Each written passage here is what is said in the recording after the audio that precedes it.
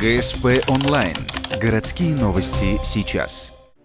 Пятница, 16:30. Центральная библиотека. Творческий вечер Николая Лудникова. У мужчины много амплуа. Он журналист, писатель и главный редактор. Подготовка к сегодняшнему мероприятию длилась меньше месяца. Автор собрал всех, кому интересно его творчество. Написанием произведений ухтинец занимается около 15 лет.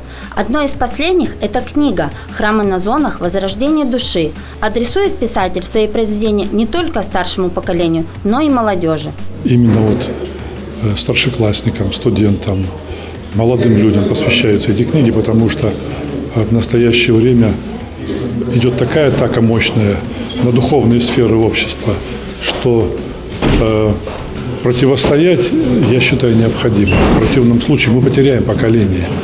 Автор в своих произведениях описывает крестные хода, призывает к здоровому образу жизни и многое другое. В людских историях он показывает путь исправления благодаря религии. Сегодня юбиляра пришли поздравить не только почитатели его таланта, но и мэр города. Кроме того, один из певцов подготовил музыкальный сюрприз.